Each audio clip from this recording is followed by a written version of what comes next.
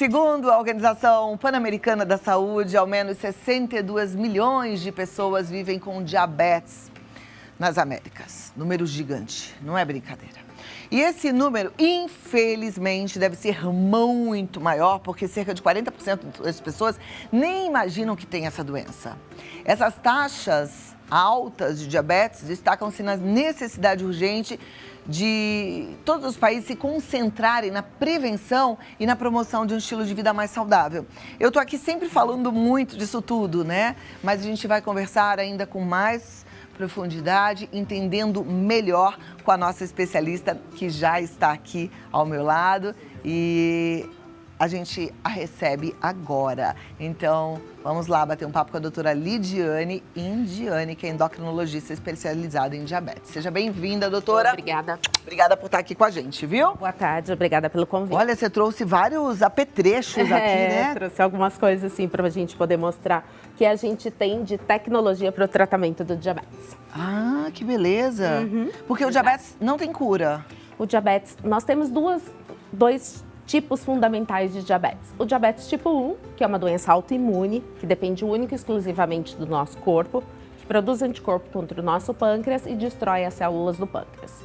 E nós temos o diabetes tipo 2, que acontece mais em adultos, né, que tem um hábito alimentar irregular, come muito fast food, não pratica uma atividade física, mas o pâncreas ainda produz uma quantidade de insulina, mas de uma maneira que não seja suficiente. Já o paciente com diabetes tipo 1, ele não produz mais nenhuma insulina. Acontece mais em crianças, adolescentes. Hoje a gente tem tido alguns casos nos pacientes adultos também. Então o tratamento do diabetes tipo 1 é único e exclusivamente com insulina. A partir do momento que um paciente é diagnosticado com diabetes, a gente não fala que tenha cura, sim um controle da sua doença. Então, aí sim, nós usamos de diversas ferramentas, sejam elas medicamentosas, no caso do diabetes tipo 2, sejam elas insulínicas no diabetes tipo 1, e a gente traz o controle glicêmico o mais dentro do alvo possível, sem causar nenhum comprometimento de órgãos-alvos, como o coração, os rins, os olhos, né, e até sensibilidade dos membros por conta de um diabetes descompensado. Olha lá, que bom a gente saber disso tudo e o mais importante, a gente ficar atento para praticar aquilo que é necessário para evitar essa descompensação do diabetes, né? Exatamente. Aqui, o que você falou que são ferramentas para tratamento do diabetes, na verdade é para o controle dele, para o controle dessa glicemia. Exatamente. Isso aqui é o que, doutora? Hoje, né, na terapia de insulina, nós podemos fazer com seringas, nós podemos fazer com canetas, e a gente também pode utilizar o que a gente chama de sistema contínuo de insulina, de infusão contínua de insulina. Não sei se eu estou certa, mas eu acho que já vi uma criança uma vez num resort, numa piscina, inclusive, que ela tinha isso como se fosse um adesivinho colado. Exatamente. Mas como é que funciona? Nesse dispositivo, a gente conecta um reservatório, que a gente aspira a insulina e coloca dentro desse compartimento. E esse daqui nada mais é do que um catéter de infusão de insulina continuamente. E daí a gente tem o aplicador, no qual a gente prepara esse catéter para ser colocado na pele.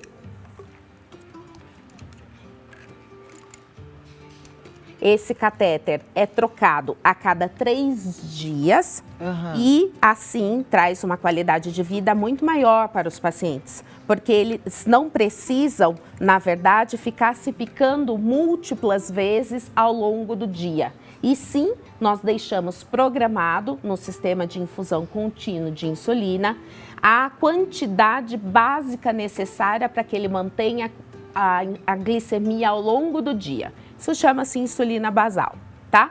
E nós deixamos uma programação para caso o paciente vá se alimentar, ele faz os bolos correção, que é o bolos correção da alimentação.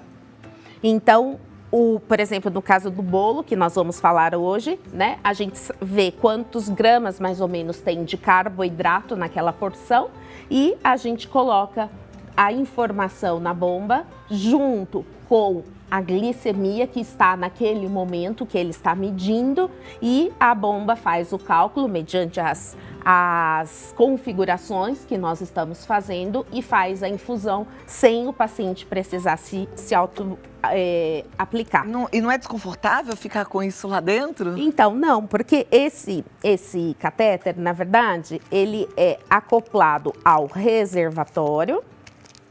Eu vou abrir aqui para mostrar para vocês. E no caso é para o paciente com diabetes tipo 1. Tipo 1. Os pacientes com diabetes tipo 2, eles podem evoluir com uma necessidade de insulinização plena também, que a gente fala. O que é insulinização plena? É aquele paciente que precisa usar múltiplas doses ao longo do dia. No paciente com diabetes tipo 2, pode chegar um momento que esse pâncreas deixa de funcionar também. Então, aí sim a gente pode usar a terapia com bomba de infusão também. Aí esse reservatório fica acoplado ao sistema e através desse aplicador eu tenho uma agulha, né?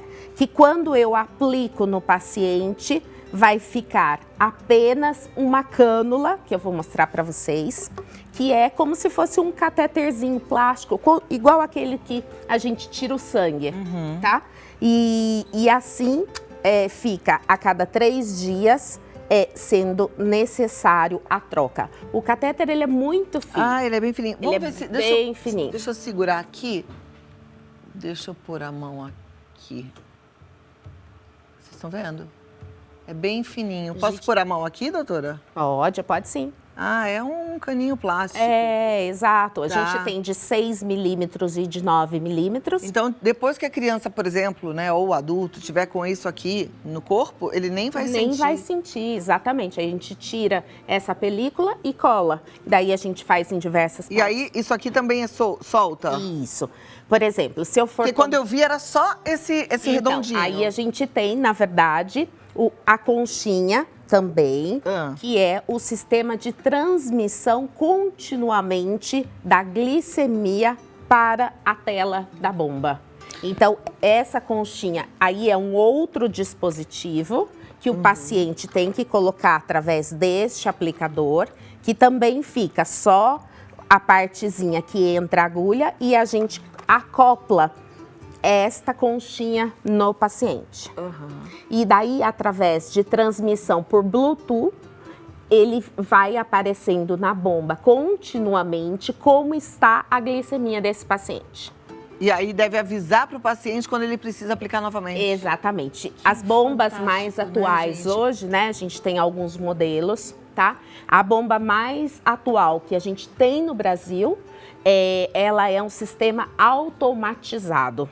Então, o paciente fica recebendo insulina continuamente e se a bomba está interpretando que a glicemia dele está subindo, ela joga um pouquinho de insulina, que a gente chama de autocorreções, tá?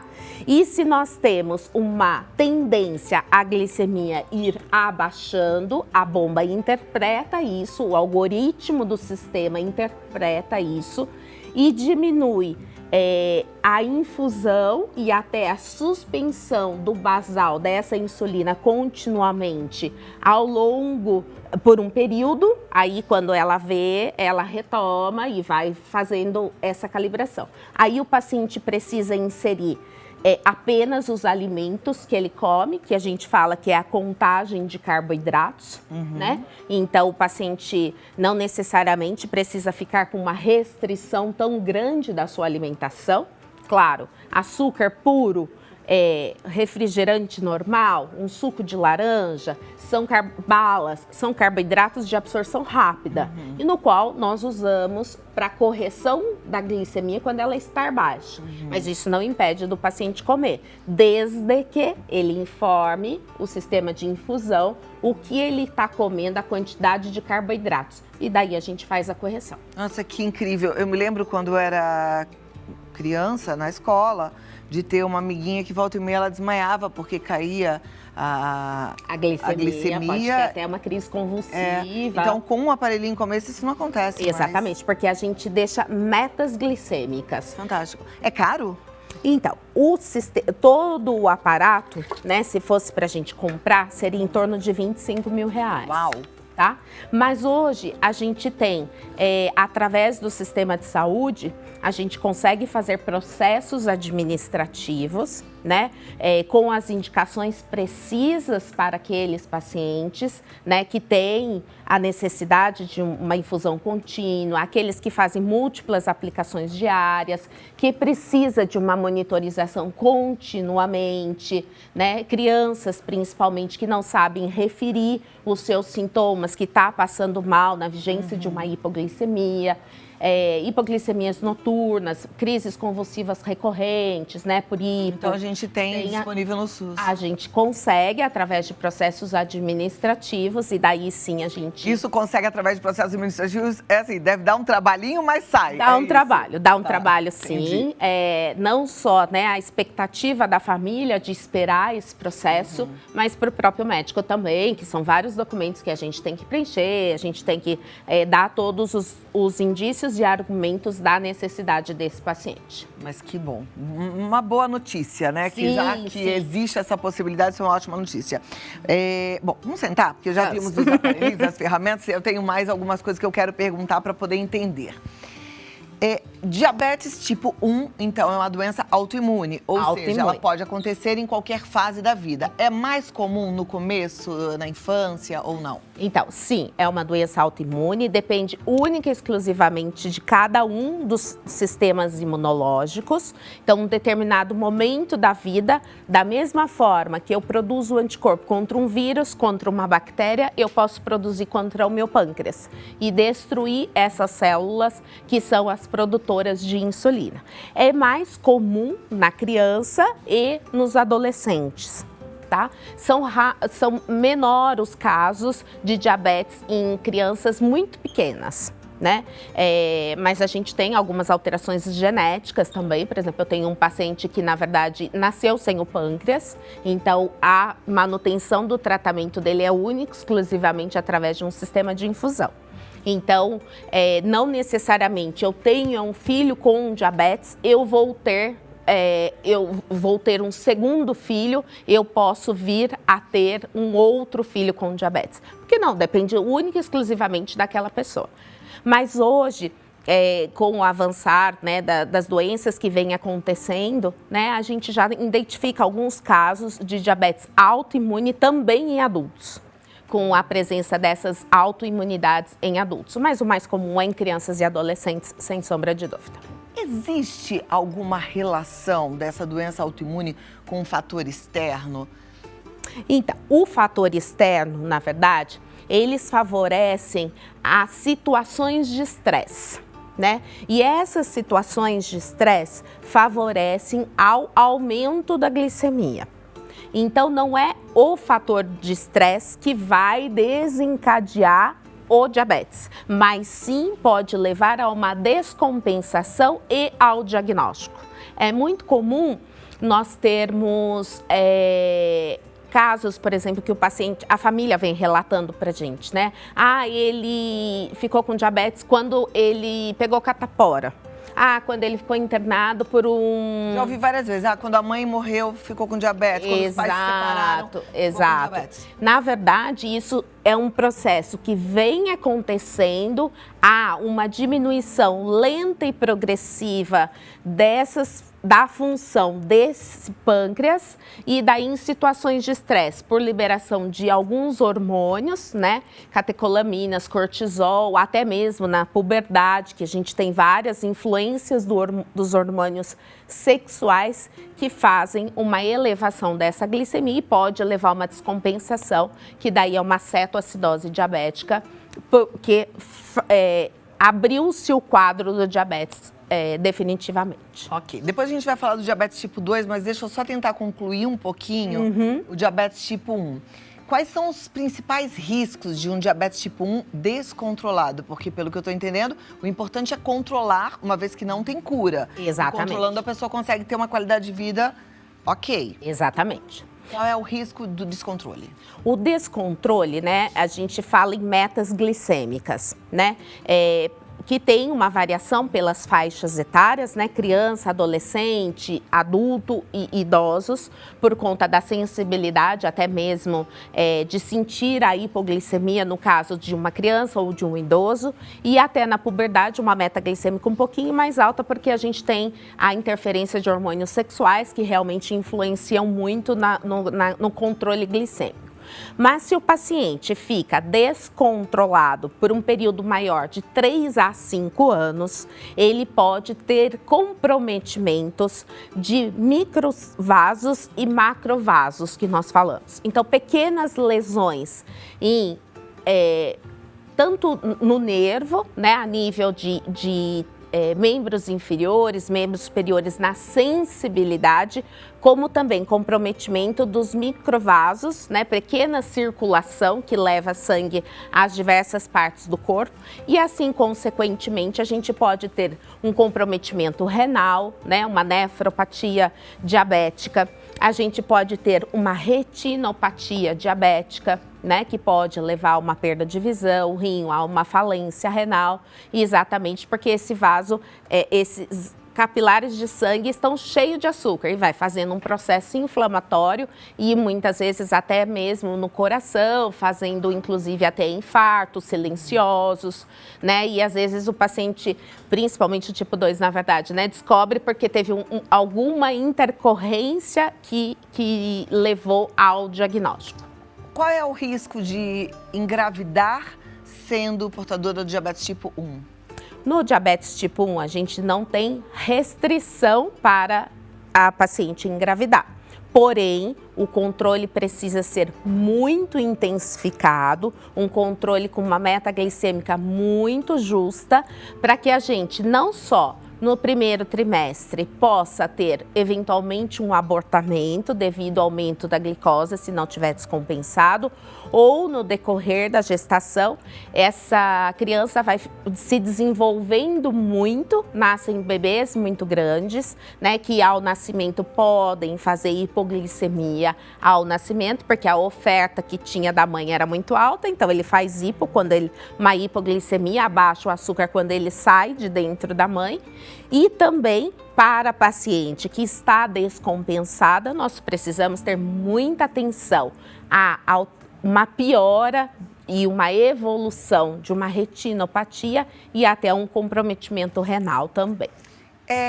Crianças que nascem muito grandes, isso pode ser um indício de que a mãe tenha diabetes? Porque tem muitas mães que nem imaginam, tem mãe, infelizmente, que ainda não fazem o pré-natal. E a gente está falando aqui para um número gigante de brasileiros, inclusive de alguns que têm, assim, até um sistema de saúde muito precário, cidades muito pequenininhas, Exato. né? Acesso, né? Dificuldade de acesso. Muita dificuldade de acesso, mas aí tem um bebê gigante. Isso pode significar que a mãe é diabética? Pode. Isso é um indício muito grande para a gente, né? Que a gente fala que, na verdade, são os GIGs, grandes para a idade gestacional. E daí, na verdade, vem aquela, né, conceito, né? Ai, que bebê lindo, que bebê fofo, lindo. Mas pode ser que a mãe tenha tido durante a gestação uma alteração na secreção de insulina pela ingesta muito alta de carboidratos. Tá? E daí vai fazendo pequenas alterações glicêmicas, a mãe pode chegar a ter um diabetes gestacional e aí vem a criança com um perfil acima do percentil normal de uma criança ao nascimento. E essa criança, ela tem o risco de ficar diabética? Aquela mãe que teve um diabetes gestacional, o pai e mãe, né? A mãe tem o diabetes gestacional, a probabilidade dela ter um diabetes tipo 2 ao longo da vida é alta. E eu sendo filho dessa mãe, se eu tenho um dos meus genitores, ou o pai ou a mãe com diabetes tipo 2, a chance de eu ter diabetes tipo 2 é 40%. Então vamos falar agora de diabetes tipo 2. Por que é que ela acontece? Existe uma causa determinada? Existe sim. Os principais, claro, o fator genético, sem sombra de dúvidas, é um contribuinte, né? Porque se eu tenho uma história familiar, né, a criança, se ela tem um histórico de uma mãe que tenha diabetes tipo 2, ela tem a chance de ter um diabetes tipo 2 também. Mas não são só os fatores genéticos, na bem da verdade, se eu tenho um fator genético e eu me cuidar, eu posso preservar e não ter. Então, ter um hábito alimentar saudável, prática de atividade física, são fatores que impedem e que não vão levar a uma desglicemia, que a gente fala, a uma desregulação tanto da secreção de insulina quanto glicemia e ter um diabetes tipo 2. Antes de eu desenvolver especificamente o diabetes tipo 2, o pâncreas já começa a apresentar alguns sinais de que isso está tendo uma alteração. Então, primeiro ele começa a jogar mais insulina para compensar aquilo que eu estou comendo. Depois, eu não consigo mais segurar essa glicemia com essa secreção aumentada de insulina, jogando muita insulina, e altero a glicemia no pós-prandial, que são... Peraí, o que a insulina faz com a glicemia? Ótima pergunta. Glicemia, vai lá, a insulina vai lá, pega o alimento e transforma em energia. Tá. Então, se o pâncreas secreta muita insulina... Que eu tô tendo muito alimento. Tá. Aí ele precisa ir lá, com muita insulina, queimar esse alimento para manter a glicemia. Só que chega uma hora que esse meu estoque de insulina, ele começa a falhar. E daí eu posso começar a alterar a minha glicemia 2 horas após a refeição, que é o que nós chamamos de glicemia pós-prandial. E o paciente se torna um intolerante à glicose. Até que dá evolução, não consegue segurar nem mais no pós-refeição, 2 horas após alimentar-se, secreção baixa de insulina, ele altera a glicemia de jejum e se torna um paciente com diabetes tipo 2. Por isso é que alguns pacientes precisam tomar insulina, As... porque o estoque de insulina ficou pouco para transformar queimar esse alimento e transformar em energia. Sim.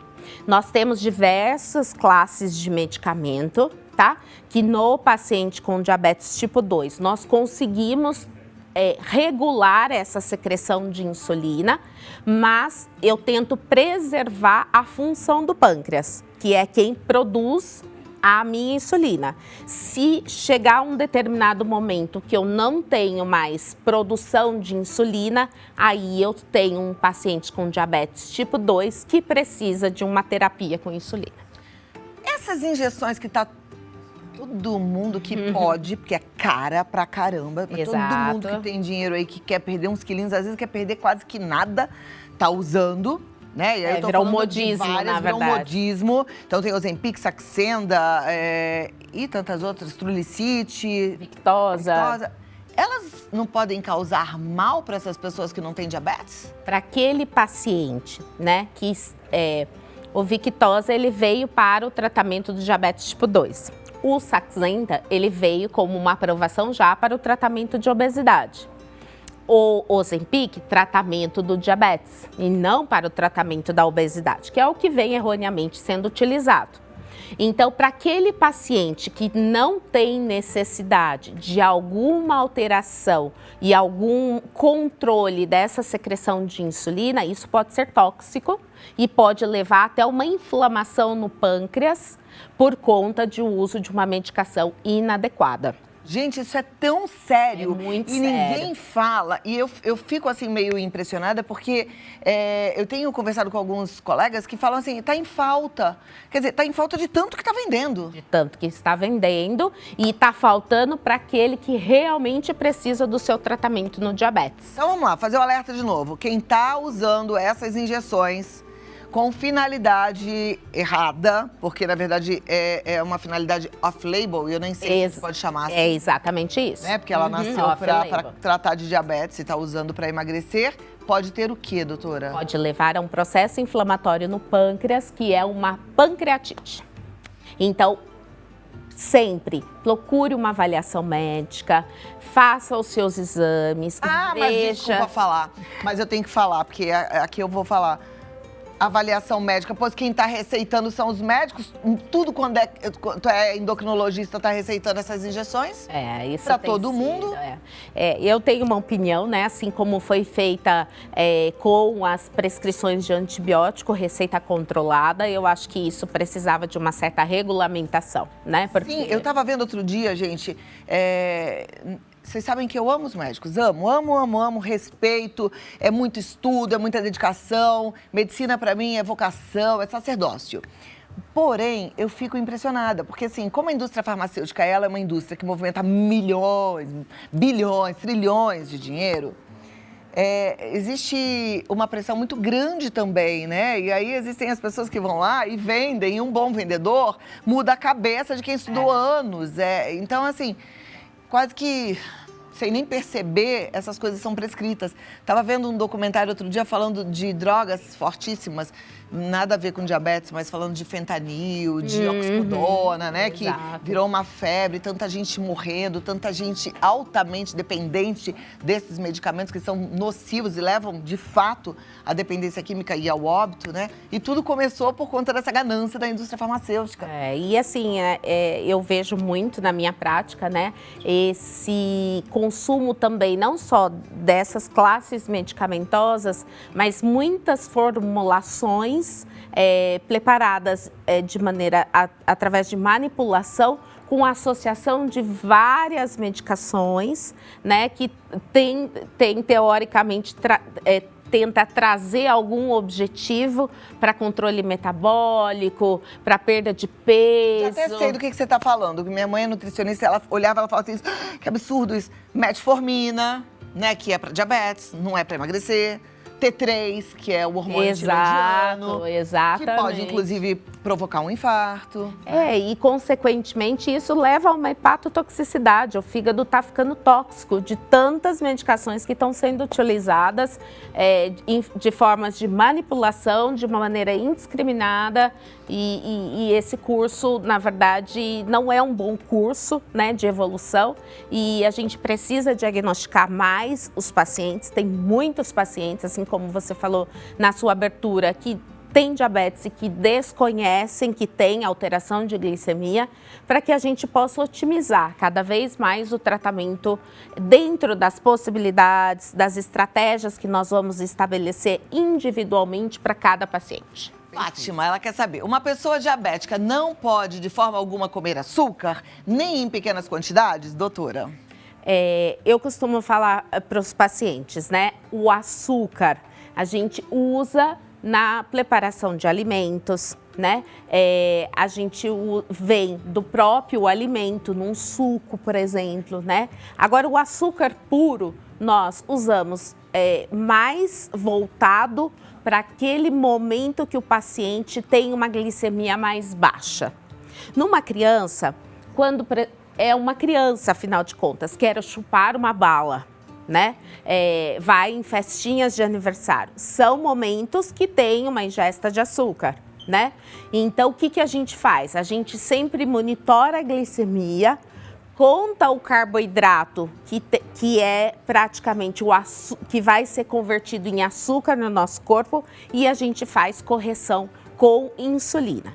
Naquele paciente que é com diabetes tipo 2, as orientações que normalmente eu dou é o seguinte: se você sabe que naquele dia você vai ter um jantar, um aniversário, tenta ter um pouquinho mais de controle na refeição ao longo do dia, ingerindo mais fibras, que ajudam na absorção do açúcar e da gordura, porque eu sei que eu vou ter um momento que eu vou ter uma exceção, né?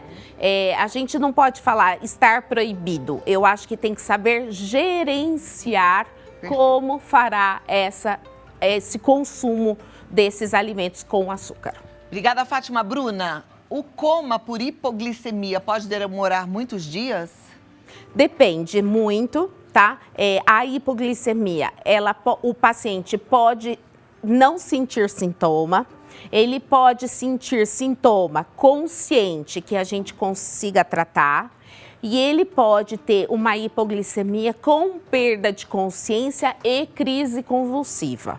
Dependendo do número, do período que ele ficou na vigência dessa hipoglicemia com uma crise convulsiva, ele pode ter comprometimento dos neurônios, né? E pode eventualmente ter um déficit, mas só se for um período muito prolongado, tá? Normalmente, o coma pela hipoglicemia, na verdade, pode estar associado a alguma outra complicação, tipo um derrame isquêmico, porque o paciente já pode ter comprometimento de pequenos vasos. Ok. Próxima pergunta, vamos lá. Obrigada, Clara. Agora, a Clara agora. Qual o tipo de adoçante mais acessível e indicado para o diabético? Isso é um grande dilema, na verdade, né? Qual o melhor adoçante a ser utilizado? É aquele adoçante que o paciente melhor aceita, né? Que tenha mais fácil acesso. Tem vários estudos que nos mostram sobre ser mais cancerígeno ou não, né? Mas eu gosto muito de reforçar o seguinte: a gente não vai ingerir um tubo inteiro de adoçante, a gente vai usar algumas gotas, né? Então, sejam gotas ou seja em sachêzinhos, eu acho que existe o melhor adoçante, aquele que o paciente se adapta melhor. Mas normalmente aqueles que vêm de origem natural são os mais indicados. Muito bem, doutora Lidiane Indiani, muito obrigada. Ela está no Instagram como DRA Lidiane Indiani. No Face, a mesma coisa, Lidiane Indiani. E você pode mandar uma mensagem por WhatsApp para marcar até uma consulta, né? Entender melhor o que está acontecendo com o seu corpo. 11 9 30 40 40 37. 11 9 30 40 40 37. Só para finalizar, eu fiquei com vontade de saber quais são os primeiros sinais de que a pessoa possa estar com diabetes. Eu acho isso importantíssimo. Importantíssimo. Um alerta para as pessoas, né? Perda de peso rápida, no intervalo curto de tempo. O paciente às vezes perde 3, 4, 5 quilos em uma semana, bebendo muita água, fazendo muito xixi, levantando à noite, inclusive para ir ao banheiro. Alguns pacientes percebem até formiga às vezes no banheiro, né? E muita fome. Esses são os principais sintomas que chamam a atenção para um possível diagnóstico do diabetes. Olho vivo na sua saúde, doutora Obrigada. Lidiane. Obrigada pela oportunidade. Prazer foi todo meu. Tá bom? Muito obrigada.